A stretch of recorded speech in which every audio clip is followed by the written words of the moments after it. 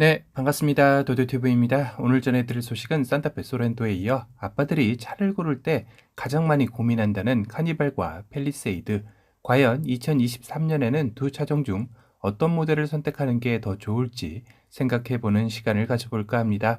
우선 카니발은 2023년 페이스리프트 모델 출시가 예상되고 있죠.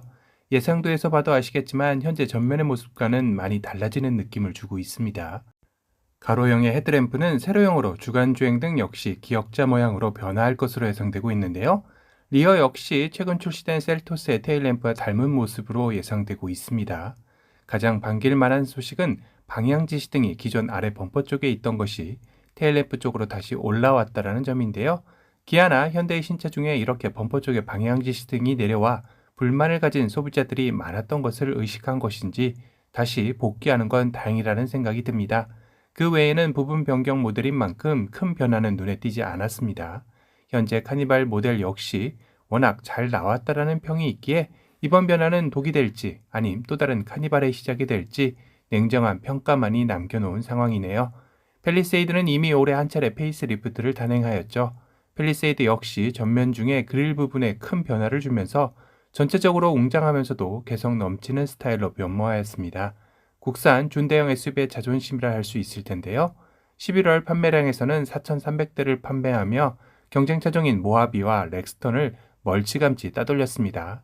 같은 SUV 내에서는 경쟁 모델이 없는 상황이기도 한데요.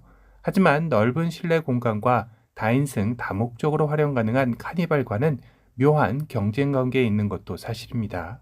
특히 한 집안 가장인 아빠들의 차를 선택할 때 가장 많이 고민하는 두 차종인 바로 카니발과 펠리세이드라고 봐도 무방하겠죠. 저 역시 펠리세이드 구매 시 비교 차종으로 모하비나 렉스턴이 아닌 카니발을 비교했던 기억이 나네요. 11월 카니발의 판매량은 무려 7,565대로 국산차 판매량 1위를 할 정도로 저력이 무섭습니다. 사실상 카니발보다는 펠리세이드가 더 따끈따끈한 신차임에도 불구하고 판매량에서는 3,000대가량이 앞설 정도로 압도적인데요. 이는 현재 카니발의 디자인이 워낙 잘 나왔다는 이유도 있겠지만 결정적으로 가격 면에서 카니발이 좀 더 우위에 있는 면도 있을 겁니다. 펠리세이드 가장 많이 판매되는 캘리그래피 트림이 2.2 디젤 기준 5,219만 원입니다. 카니발의 경우는 2.2 디젤 7인승 리무진 시그니처 기준 4,381만 원이죠. 가격 차이는 838만 원이나 됩니다. 그런데 만약 9인승이나 11인승으로 가게 된다면 4,130만 원으로 가격 차이는 더 벌어지게 되는데요. 무려 1,089만 원이나 차이가 납니다. 옛날로 말하자면 경차 한 대 값 정도는 차이 나는 가격 차이인데요. 와, 어떻게 카니발과 펠리세이드가 이렇게까지 가격 차이가 많이 났었나요? 하실 겁니다. 이는 펠리세이드가 올해 페이스 리프트가 되면서 기존 2.2 디젤 캘리그래피 4,774만 원에서 5,219만 원으로 인상이 되었기 때문입니다. 원래는 445만 원 정도의 차이가 두 배로 늘어난 셈이죠. 결국 2023년 카니발 역시 페이스리프트가 된다면 둘의 가격 차이는 원래대로 줄어들 것으로 보입니다. 아마도 카니발 역시 펠리세이드가 400에서 500만 원 인상된 것과 마찬가지로 페이스리프트 모델에서 적게는 300만 원에서 맥시멈 500만 원까지 가격 인상이 될 것으로 예상이 됩니다. 가장 최근 출시한 그랜저 풀체인지 역시 평균 가격 상승은 350만 원이었고 풀옵션의 경우 최대 500만 원까지 가격이 인상되기도 했습니다. 물론 445만 원 차이도 크다면 클 수 있습니다. 하지만 MPV 차량인 카니발의 전장은 5155mm, 전폭 1995mm의 크기로 좁은 골목길이나 지하 주차장에서 운전하기란 부담스러운 분들도 충분히 있으리라 생각이 되는데요. 뭐 그렇다고 4995mm의 전장을 가진 펠리세이드도 작은 덩치는 아니니까 말이죠. 그리고 결정적으로 펠리세이드는 4륜 선택이 가능하고 카니발은 선택의 여지가 없는 상황이죠. 그렇다면 결국 내가 이 차량을 어떤 용도로 사용하느냐에 따라 선택이 많이 나뉠 것으로 생각이 듭니다. 우선 외관에서 느껴지는 모습은 확연하게 SUV와 MPV를 대표하는 모델들로 기호가 확실하게 나뉠 듯하죠. MPV와 같이 넓은 공간과 다인승이 필요하지만 SUV 모델을 선호하는 이들에게는 선택의 여지가 없겠죠. 국내에서는 펠리세이드를 대체할 준대형 SUV가 없기 때문입니다. 하지만 또 난 SUV나 MPV 둘 다 큰 상관은 없다. 좀 더 많은 짐을 실을 수 있고 때에 따라 상당히 많은 인원의 이동이 필요한 환경이다 싶으면 여지없이 카니발의 선택이 굿초이스가 될 것입니다. 거기다 가격도 좀 더 착하다면 금상첨화이겠죠.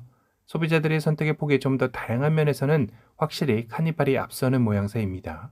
그 결과는 최근 11월 판매량에서도 펠리세이드보다 3,000대 이상 차이가 말해주는 것이겠죠. 물론 이런 점도 있을 겁니다. 난 무조건 MPV만이 답정너이다 라는 분들에게는 다른 대안이 스타리아 딱 한 종이라는 점입니다. 하지만 펠리세이드는 모하비, 렉스턴에 이어 조금 더 눈을 낮추더라도 소렌토, 산타페까지 선택군이 다양하게 나뉜다는 점인데요. SUV를 선호하는 이들이 여러 갈래로 나뉠 수 있다는 점이겠죠. 그리고 또 하나 2023년 예상되는 카니발의 파워트레인 중 하이브리드 모델이 추가된다는 점인데요. 현재 현대차 그룹에서 2.5리터 가솔린 터보 하이브리드 엔진 개발 소식이 전해지며 이 엔진이 카니발과 펠리세이드를 위해 개발 중인 것이 아니냐라고 예상되고 있습니다.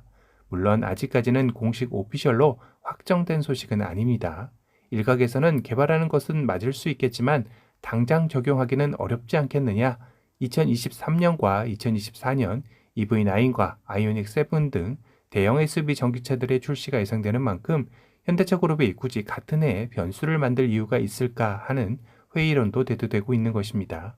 하지만 시장 상황은 항상 급변하는 만큼 최근 미국의 인플레이션 감축법에 따라 미국 전기차 시장에서의 위축의 해법으로 국내 내수 시장으로 현대차 그룹이 좀 더 집중하는 여건이 만들어질 수도 있는 상황입니다.